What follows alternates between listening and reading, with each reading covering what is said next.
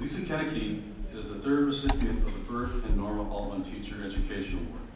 Lisa, please come forward. Fantastic. So, hello, good morning everyone. Thanks for being here. My name is Lisa Kenneke, and one of the things that I didn't put in my speech, but I wanted to make sure to tell you is if you didn't know what a Vanguard was, we gave tours on campus.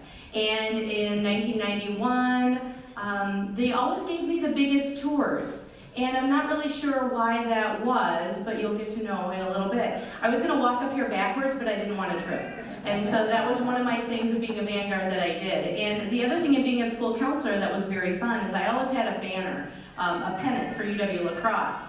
And I would get cautioned by other school counselors in my area to say, Lisa, not every student can go to La Crosse. But I'll tell you that I really tried to get every high school student that I spoke to in my office to come to UW La Crosse. So you're welcome, admissions people. In my first version of this speech, I was all set to say it was in this very room on a very cold February day that I came to the summer camp job fair looking for a job. But that was in Cartwright, and then I found out we're in the union, so I changed my speech a little. Okay, the union is great, by the way. And back in February, I saw a flyer for a summer camp job fair that I just talked about. And I was like, okay, I grew up in Reedsburg, I don't want to work in the Dells, I'll go work at a summer camp, sounds fun. I had 1 hour in between classes, and I interviewed with 6 camps, so it was kind of a speed dating thing. And I was fortunate enough to be hired by YMCA Camp Edwards by Lake Geneva. Making $100 a week was big money in 1988. Tuition here on campus was $1,600 a semester. Anyone remember that? Some of you, maybe? Okay. That included room and board. Parents paid half. I paid half, so just like lots of other students, I had to work while I went to school. Enter my mentor, Sue White. Sue worked at the intramural office, and I didn't realize it at the time, but Sue believed in me like few other people had, because I think more people probably did apply, but you did hire me, right? Okay, that was good, thanks for doing that. Growing up, I looked for a village of people to support me. Sue was and still is one of my village people. You can be anyone you want to be. She's here today. Can we please give Sue a round of applause?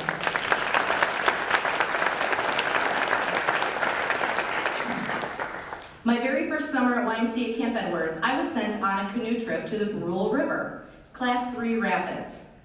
I told my camp director I didn't know how to canoe, and he said, that's okay, you'll be great. So off we went, 10 kids, aluminum canoes, Class 3 Rapids, 2 staff, and no cell phones. All right, while I was on that river, I came around a bend and I saw a bald eagle up in a tree. And it was at that moment that my world came together. I realized being a UW La Crosse Eagle and seeing that I was going to work with children, somehow, some way.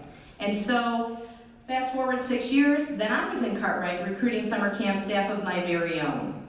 I loved La Crosse. I loved being a Vanguard. And I loved, every time that I gave a campus tour, it reminded me of the things that La Crosse had given to me. Courage, independence, acceptance, rigor, and opportunities to pursue my passions. One of those passions, as you heard a little bit, has been teaching school counselors, principals, and other administrators how to best work with the LGBTQIA population, lesbian, gay, bisexual, transgender, queer questioning, intersex, and allies.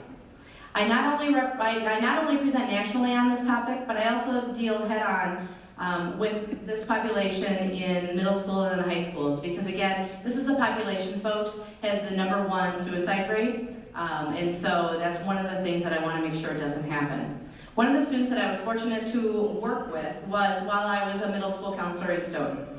Tony was born female and was in 7th grade at the time that Tony told me that it was easier pretending to be a boy than it was to be gay in Stoughton.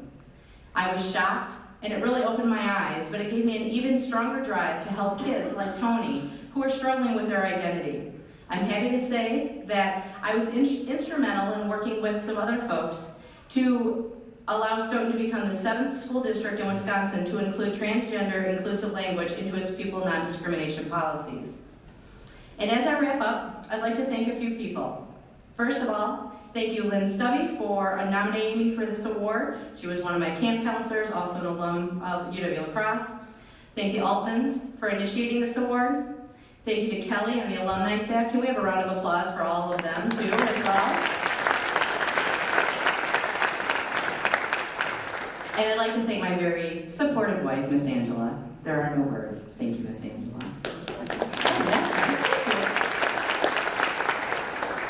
Before I turn it back to our lovely MCs, I do have a bit of homework for you. So this is not like a speech you've ever heard before. I'd love for you now to please take out your cell phones. For real, go ahead. This is good. If you don't have a cell phone, you can sit by someone who might have one. Look in your contacts. Is there someone that you could thank that maybe they don't know what they've done for you? I'm fortunate to have Sue here today. But is there someone that you're like, you know, I remember back, and I'd really like to thank that person. So please take the time to thank that person in your contacts, because you never know what a word can do. You never know if you're going to save a life. So please do that. If not now, you can do it later. That's fine too. If it wasn't for my mentors like Sue and the education that I received at UW La Crosse, I would not be where I am today. The legacy continues with my nephews, Ross Ramsey and Joe Kennedy, and lots of friends that I try to get jobs at the intramural office, and I'll continue every day in my academic and career planning at Madison West to see how many regents we can send to UW La Crosse. Go Eagles!